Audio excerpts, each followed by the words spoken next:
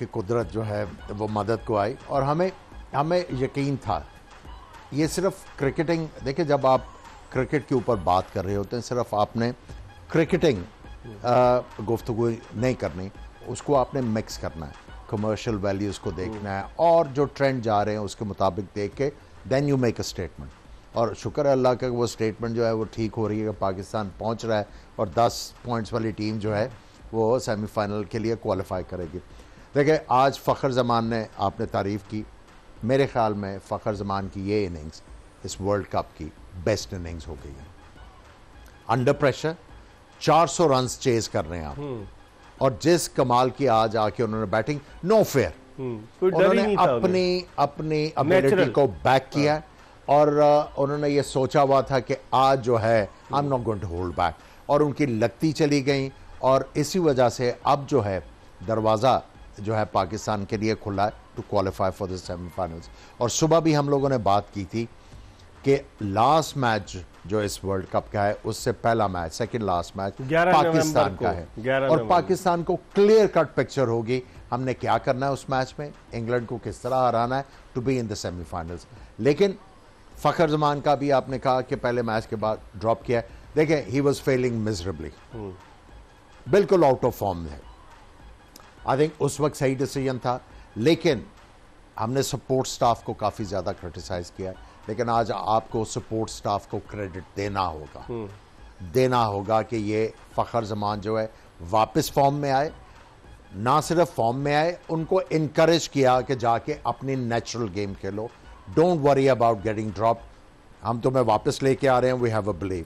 सो उनको आपको क्रेडिट देना होगा कि बैटिंग कोच ने इनके साथ ज़बरदस्त काम किया है और आज आके उन्होंने पाकिस्तान के लिए एक अमेजिंग इनिंग्स खेली है और पाकिस्तान के लिए पेव वे किया to be in the semifinal. Sami 18 जून 2017 को यही फ़खर ज़मान थे, भारत के खिलाफ 142 रन की इनिंग्स खेली थी और पाकिस्तान चैंपियंस ट्रॉफी का फाइनल जीत गया था।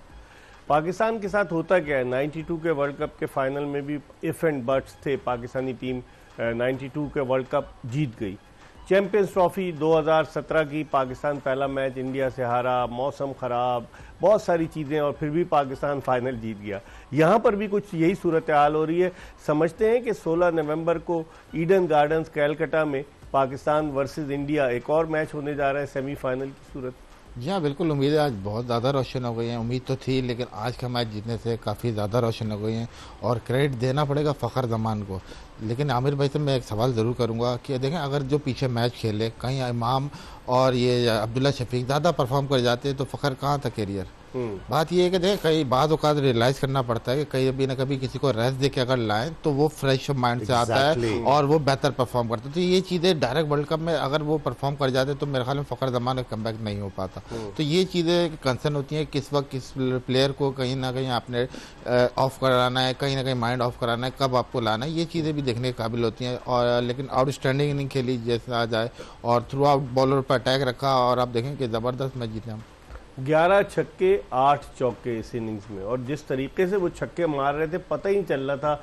लेकिन इसके पे तो बात करेंगे आमिर, लेकिन हमारे बॉलर्स ने हमें बड़ा डिसअपॉइंट। देखिए बाबर आजम को नहीं भूलना चाहिए, उन्होंने भी आज अच्छी इनिंग्स बड़ी सेंसिबल इनिंग्स खेली और देखिए जब राइट टाइम था छक्के भी मारे और चौके भी मारे। और जो आज मजा आया है, फ़खर तो खेल ही रहे थे, अटैकिंग क्रिकेट खेल रहे थे, लेकिन चूंकि बारिश का चांस था तो उन्होंने डकवर्थ एंड लुइस मेथड के मुताबिक आके बैटिंग करते रहे। किसी मौके के ऊपर पाकिस्तान की टीम पीछे नहीं थी, इसीलिए जो केन विलियमसन है उनको जो है इवन ग्लेन फिलिप्स को लेके आना पड़ा कि यार मुझे तो खतरा आ रहा है, कहीं ना कहीं मुझे विकेट परचेज करने की जरूरत है, लेकिन कोई भी उनकी हिकमत अमली काम नहीं आई। बाबर आजम ने शीट एंकर का रोल प्ले किया, एक तरफ फ़खर मार रहे थे, बाबर आजम नहीं ट्राई करे, जो लूज बॉल मिल रही थी उस पर उन्होंने ट्राई किया, लेकिन सेंसिबल खेल रहे थे। देखिए एक बंदे की लग रही है, जब उसको ये टास्क है तो दूसरे ने जो है सेंसिबल खेलना और उस मौके का इंतजार करना है जहां पे देखो कि अगले के लिए मुश्किल है तो मुझे अपॉर्चुनिटी मिल रही है, I have to go for it. बड़ी कंट्रोल्ड इनिंग्स खेली और दोनों की पार्टनरशिप जो है उसने पाकिस्तान के लिए पेव वे किया। बॉलिंग बहुत बड़ा कंसर्न है, हम शुरू दिन से ये कहते आ रहे हैं और अभी तक आपकी बॉलिंग जो है वो ठीक नहीं हुई। 90 रन दिए शाहीन आफरीदी ने, 85 रन दिए हारिस रऊफ ने और फिर हसन अली ने भी 80 से ज्यादा रन दिए। अभी बात की है समी ने, बड़ी पर्टिनेंट बात की है कि आपको रिकग्नाइज ये करना है, सिर्फ सिलेक्शन कमेटी का काम नहीं है कि प्लेयर को सिलेक्ट कर लेना, उन्होंने ये भी रिकग्नाइज करना है कि किस वक्त किस प्लेयर को आपने थोड़ी देर के लिए रेस्ट करवा देना। और आई थिंक आपके 2-3 बॉलिंग लाइनअप में कैंडिडेट्स हैं जिनको आपको रेस्ट कराना पड़ेगा। क्योंकि कौन ऑल्टरनेट क्या है, उसका कोई सब्स्टिट्यूट नहीं, ऑल्टरनेट आपके पास एहसान उल्ला है, आपके पास दानी है। वर्ल्ड कप के बाद की बात कर रहा हूं, अभी की नहीं। लेकिन वर्ल्ड कप में अभी आपको जो करने की चीज है, हम 2 दिन से ही कह रहे हैं कि भाई शादाब अगर फिट नहीं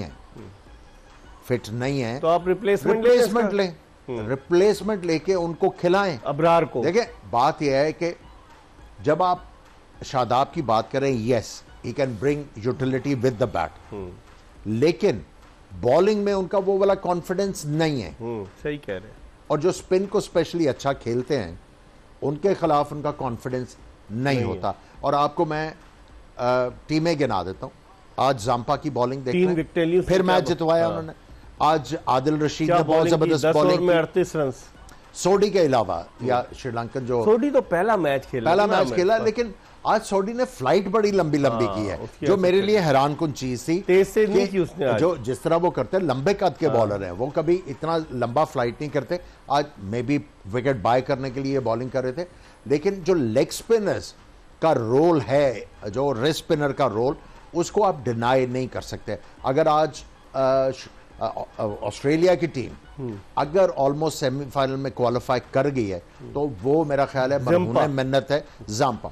उन्होंने मिडल ओवर्स में आके कंसिस्टेंटली विकेटें लेके दिया और बड़े प्लेयर्स की विकेटें लेके दिए। आप इंडिया के रेस स्पिनर की बात कर लें, कुलदीप यादव, उन्होंने आउट किए हैं।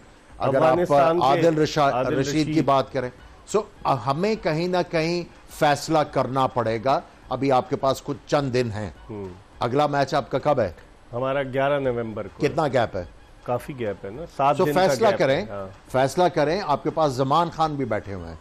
फैसला करें। अगर आपकी बॉलिंग आपको जो है लेट डाउन कर रही है, you have the options, you have the options. समी, बॉलिंग में क्या मसला क्या हुआ इनके साथ? जिस तरीके से आज इब्तिदा क्या बैटिंग की आज रचिन रविंद्रा ने और केन विलियमसन ने। विलियमसन तो लग ही नहीं रहा था कि तकरीबन 20 दिन के गैप के बाद आए। उससे पहले 6 हफ्ते का गैप था उनका, वो इंजर्ड हो गए थे वर्ल्ड कप से पहले। 6 हफ्ते के बाद वो आए टीम में, और फिर उसके बाद 2 हफ्ते से ज़्यादा से वो आउट रहे, जो बांग्लादेश के खिलाफ एक गेंद उनके रन लेते हुए अंगूठे पे लग गई थी।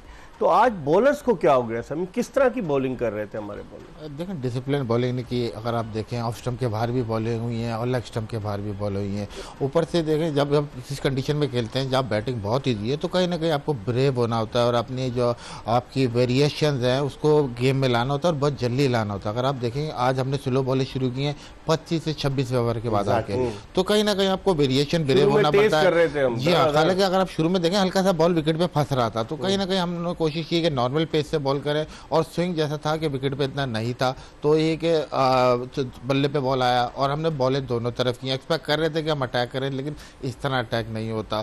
फिर जैसे आमिर भाई ने कहा कि देखें, हमें कहीं ना कहीं मिडिल लवर में विकेट की जरूरत पड़ रही है, तो हम क्यों ना किसी को, जैसे इन्होंने कहा कि रिप्लेस करें, क्योंकि अगर आप देखें अगला मैच जीतना है तो कहीं ना कहीं रन रेट भी हमें बेहतर करना है, और हमसे यही बॉलिंग की तो मुश्किल हो जाएगा। फिर हम सेमीफाइनल में पहुंचते हैं और फाइनल में इंशाल्लाह। तो ये 2 मैच भी हमारी बॉलिंग का बहुत वाइटल